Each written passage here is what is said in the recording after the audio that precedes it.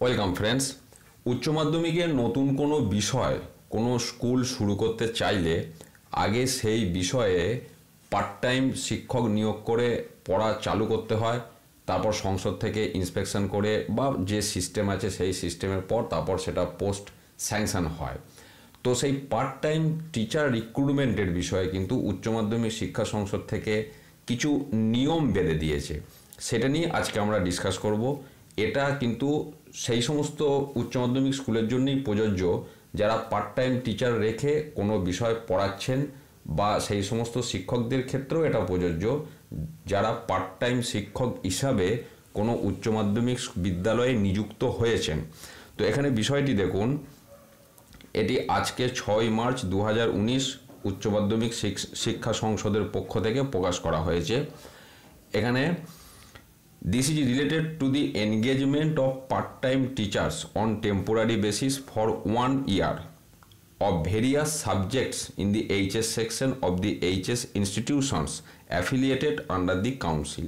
অর্থাৎ উচ্চ মাধ্যমিক শিক্ষা সংসদ দ্বারা অ্যাফিলিয়েটেড সমস্ত উচ্চ মাধ্যমিক বিদ্যালয়ে উচ্চ মাধ্যমিক মানে HS সেকশনের জন্য বিভিন্ন বিষয়ে 1 বছরের জন্য পার্ট টাইম শিক্ষক নিয়োগের বিষয়ে নির্দেশিকা।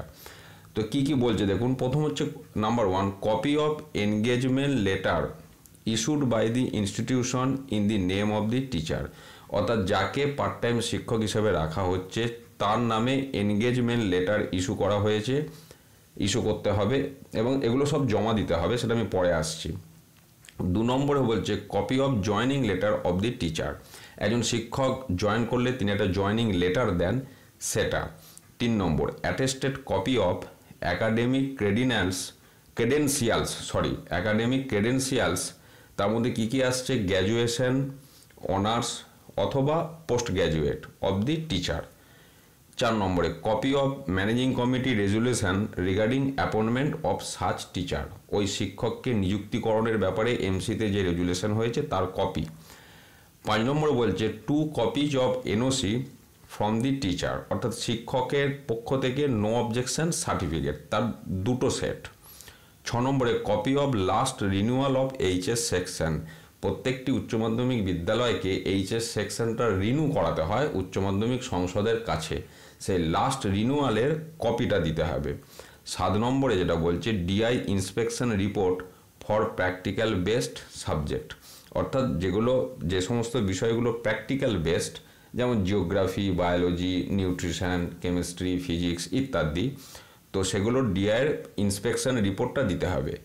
দিয়ে এবার যেটা বলছে the aforesaid documents are to be submitted to the academic section of the council within 31 October for necessary approval. অর্থাৎ এই সমস্তগুলো জমা দেওয়ার পর ওই সাবজেক্টে নেসেসারি অ্যাপ্রুভাল করানোর জন্য 31 অক্টোবরের মধ্যে জমা দিতে হবে কাউন্সিলের একাডেমিক সেকশনে।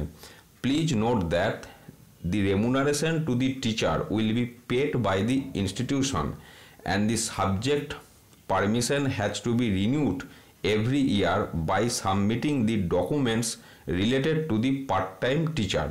অর্থাৎ যেটা বলতে চাইছে, ওই যে পার্ট টাইম টিচারকে রাখা হবে সেই পার্ট টাইম টিচারের স্যালারি কিন্তু বিদ্যালয়কে দিতে হবে, এবং ওই যে সাবজেক্টটা যেটার পারমিশন পাওয়া গেল সেই পারমিশনটা পরবর্তী পর্যায়ে রিনিউ করার জন্যে এই পার্ট টাইম টিচার রিলেটেড সমস্ত ডকুমেন্টসগুলো কিন্তু প্রত্যেক বছর সাবমিট করতে হবে, যতদিন না ওই সাবজেক্টের এগেনস্টে full time teacher school service কমিশনের পক্ষ থেকে ফুল টাইম টিচার যতদিন না পর্যন্ত পাওয়া যাবে। তো এটাই হচ্ছে টোটাল বিষয়। অর্থাৎ পার্ট টাইম টিচারকে রিক্রুটমেন্ট করার প্রসিডিওর সেটা যেমন একদিকে রইল, পাশাপাশি ওই সাবজেক্টটা যখন আপনার সংসদ থেকে সাবজেক্টটার পারমিশন দেওয়া হবে সেই পারমিশনটা প্রত্যেক বছর রিনিউ করার সময় কিন্তু পার্ট টাইম টিচারের এই সমস্ত ডকুমেন্টস পাশাপাশি ম্যানেজিং কমিটি বা ডিআইয়ের ইন্সপেকশন প্র্যাকটিক্যাল সাবজেক্টের ক্ষেত্রে সেগুলো দিতে হবে।